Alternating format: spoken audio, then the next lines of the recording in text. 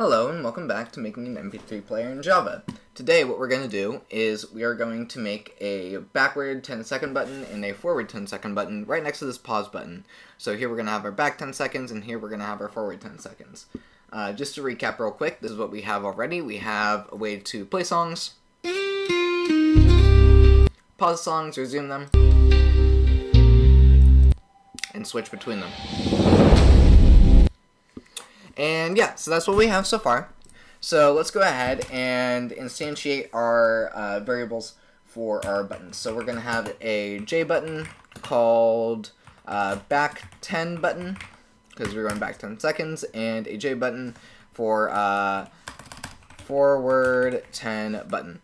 There we go. And let's go ahead and find where we are instantiating our pause button, and here we go. So we're going to add these to the left and right of it. So I'm going to make our back 10 button equal a new J button, and let's go ahead and set the title of it to this arrow and then a 10 like that. And we're going to do the same thing for our forward 10 button. This time we are going to have the arrow to the right like that. Alright. Boom. Oh. There we go. Like that. And over here, let's go ahead and add what we want our buttons to do. So back 10 button dot add action listener, and we're going to create a new action listener so that it actually does something, and then we're going to do override, and then our override, and then our action performed. We're going to have it right here, and we want to check. We have a variable for our current song, and we set it to null if there's no song playing. So we can just get if our song is playing by doing if current clip is not equal to null.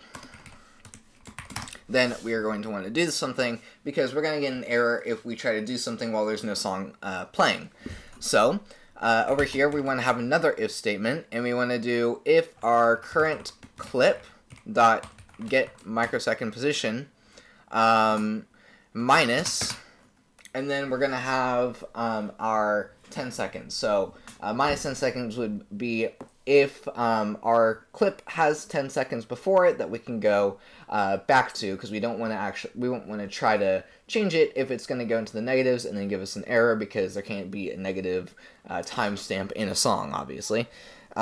So there are, since we're getting the microsecond position, we have to do this in microseconds, and there are 1,000,000 microseconds in a second. So what we're going to do is we are going to multiply 10 by 1,000,000 and do 10, 0, 0, 0, 0, 0, 0. So that'll make it so that we can check if there are 10 seconds before the clip, our current spot in the clip that we can go to. Alright, so let's do that. Or minus 10,000 is greater than 0, or equal to. It doesn't really matter that's greater than or equal to for what we're doing, but I'm just adding that equal to anyways. Okay, so now let's, if this is true, then we want to set the current position. So current clip dot set microsecond. Actually, no. Let's do our current position. This is where we're storing the current position of the song whenever we change it for a bunch of stuff. So I'm just going to set this to the current clip dot microsecond position minus 10,000. And then we want to set the current clip dot set microsecond position, and we're going to set it to the current position now. Alright, so that should be good for that. And now let's have our else statement for if there is no 10 seconds that we can go back to. So if say we don't have, say it's going to be less than 0, so say there's only 5 seconds passed and we try to click the button, we just want to make it go towards the beginning of the song rather than actually trying to go into the negatives and then give us an error and all that. So we're just going to set the stuff to 0. So we're going to get our current position, and we're going to set it equal to 0. And then just like this, we're going to set the microsecond position to the current position like that. All right, and let's do the forward 10 seconds button now. The forward 10 seconds is going to be like basically the exact same thing. Instead of subtracting 10 million, we're going to add 10 million. So let's go ahead and do our forward 10 button. The add action listener, and we're going to do a new action listener like that, and then do add override, and then have our action performed like before. And again, we want to check if our current clip is not null, so that we don't try to edit something that doesn't even exist. And then we're going to do if our current clip dot get microsecond position plus 10 million is greater than or equal to, or actually is less than or equal to, and then we're gonna have let's just do less than, and then we're gonna have the highest point in the song. So current clip dot get let's see, length, get microsecond length. There we go. So that'll give us the end of the song. And so with this, we can add 10 million to the microsecond position. And then we're going to set the microsecond position. So current clip.set microsecond position. And then we're just going to set it to the current position because we already did all the math up here. Okay, and then we are going to have our else statement. So if there is no, say it's like 5 seconds before the end of the song and we try to go forward 10 seconds, again, we don't want it to do that because that's going to give us an error. So we're going to just set the current position to the current clip dot get microsecond length, and we're going to set the current clip dot get microsecond, or set microsecond length. We're going to set it to the current position like that. And I believe whenever we're playing a song, I don't know if we're setting the current position to 0, so let me make sure that we are. Let's see here. So where are we selecting play? Alright, here we go. So do we set our current position? No, we do not. Where do we use our current position? That gave microsecond position. Oh, this is our play song. So clip.start, composition equals. Alright, so we are actually doing that. Let's set it to 0 if, actually, no, I think that's good. So, let's go ahead and add these to our control panel right before and after our pause button. So we're going to do control panel dot add back 10 button, and then we're going to add the forward 10 button right here. Okay, let's run it, and let's see if it works.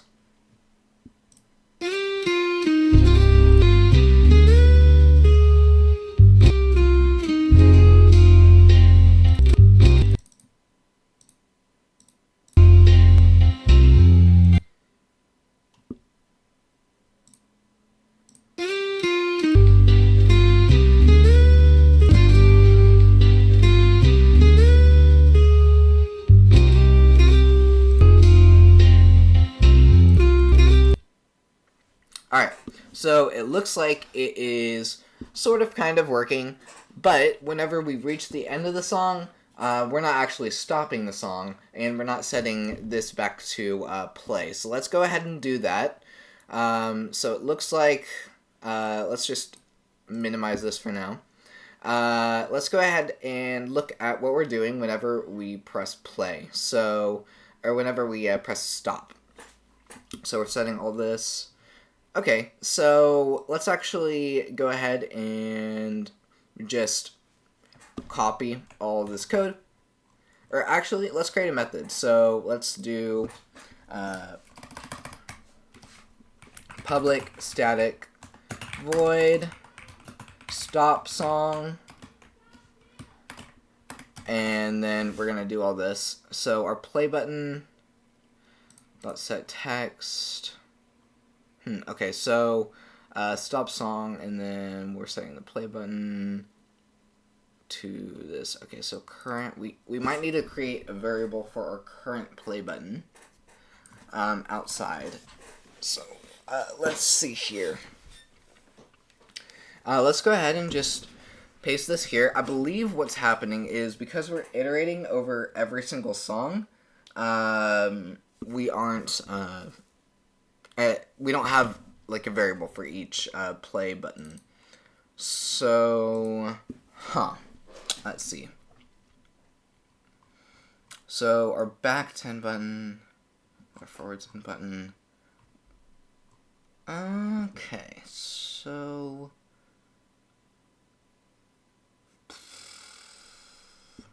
let's see, set selected, false, and then we're setting all this to null. Let's go ahead and do that over here. Let's just copy all this.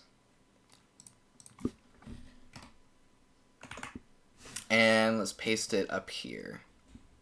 So, set text, no song selected, all this. We want it to all be up here. And we might just have to, for now, we might just have to make it say stop.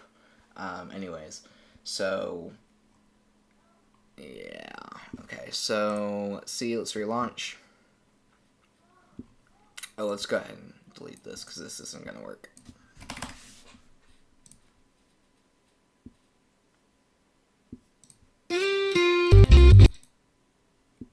Okay, yeah. So now it's, it is, in fact, going to the end and everything.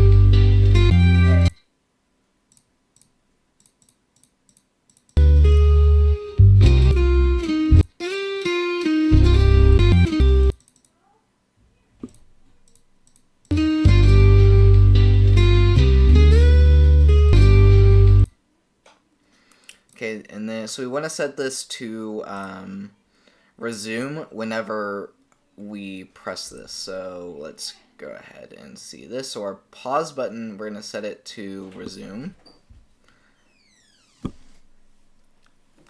So our pause button, we want to set it to resume up here. Well, this is where we're doing it.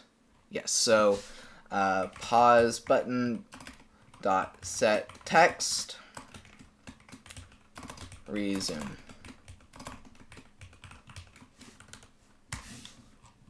And then our pause button, let's see. So, oh, it's not our pause button, it's our no, it's not. Yeah, so pause button, let's see, where are we doing our pause? Oh yeah, we're doing a pause button right up here. So our pause button, we're setting it to pause, and then over here we're setting it to resume. Okay, this should actually work fine with what we just did. So let's run it.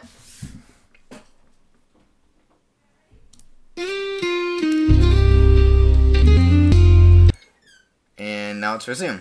Okay, and we just have to press stop manually. Alright, that's going to be it for now. Thank you so much for watching, and I'll see you on the next video. Have a great day. Bye.